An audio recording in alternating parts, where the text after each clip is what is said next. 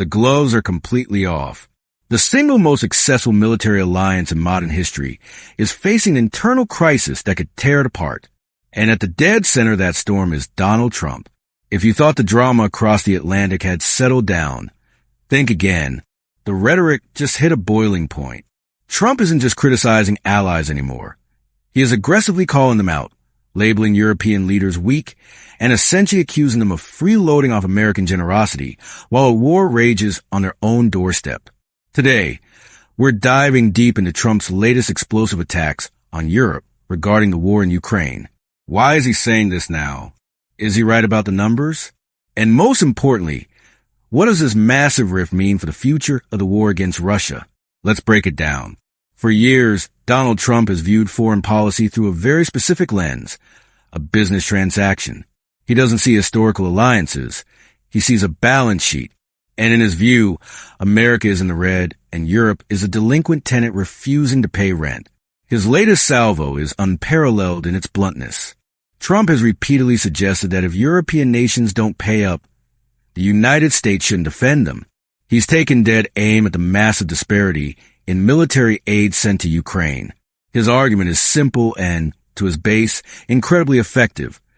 Why is the American taxpayer funding the defense of a continent that refuses to properly defend itself? By calling leaders on the continent weak, he's striking at a very real insecurity in Europe. He's signaling that the era of an automatic American security blanket is over. He's basically saying, this is your backyard. Why are we doing all the heavy lifting? So, how is this landing over in Europe? In public, diplomatic shock. Behind closed doors, absolute panic. Leaders in Berlin, Paris, and London know that without American intelligence, American logistics, and American weapon systems, Ukraine's defense against Russia would likely collapse very quickly. For decades, Europe outsourced its security to Washington. They built strong welfare states and robust economies because they didn't have to spend massive amounts on their militaries. Uncle Sam was always there. Trump knows this. And now that the biggest land war since World War II is happening right next to them, Europe is scrambling. They are terrified that Trump is right, not necessarily about them being weak, but that the American public is tired of footing the bill for global security. They fear an America that turns inward, leaving Europe alone in a cage with a very aggressive Russian bear. But let's pause the rhetoric and look at the cold, hard facts. Is Trump right? Is Europe really doing nothing? It's complicated. If you look purely at lethal military hardware, the missiles, the tanks, the ammunition, the United States has absolutely dwarfed every other country combined. The U.S. is the arsenal of democracy here. However, Europe argues that they have stepped up in other huge ways. They've taken in millions of Ukrainian refugees, which costs billions. They have provided massive amounts of financial aid to keep the Ukrainian government running. Recently, countries like Germany and Poland have dramatically increased defense spending. They are trying to catch up. But Trump's argument isn't just about today's numbers. It's about decades of underfunding that left them unprepared for this moment. He's highlighting a dependency that Europe is finding very hard to break. This all comes back to the core of the MAGA movement's foreign policy, America first. Trump supporters see his attacks on European leaders not as bullying, but as necessary tough love. They argue, why should we care more about the Ukrainian border than our own southern border? Why are we sending billions overseas when we have crumbling infrastructure at home?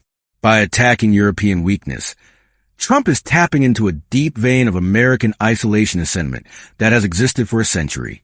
He's arguing that the post-World War II order, where America plays global policeman, is a bad deal for the average American citizen. If Europe wants security, they need to buy it, build it, and man it themselves. The stakes couldn't be higher. While Washington and European capitals argue about budgets and insults, Ukrainians are fighting in trenches. Vladimir Putin is watching this fracture in the West with glee. His entire strategy relies on the West getting tired, distracted, and divided. Every time Trump blasts a European leader, and every time Europe hesitates on funding, it's a victory for the Kremlin. If Trump gets his way and the U.S. pulls back its support, Europe will face a historic choice. Federalize their militaries and become a true superpower overnight, or watch Ukraine fall and face a newly empowered Russia on their borders. The transatlantic marriage is on the rocks. And right now, it looks like the divorce could get very, very ugly. What do you think? Is Trump right to demand Europe pay up? Or is he endangering global security by undermining the alliance? Let me know down in the comments. If you found this breakdown helpful, smash that like button and subscribe for more geopolitical analysis. Thanks for watching.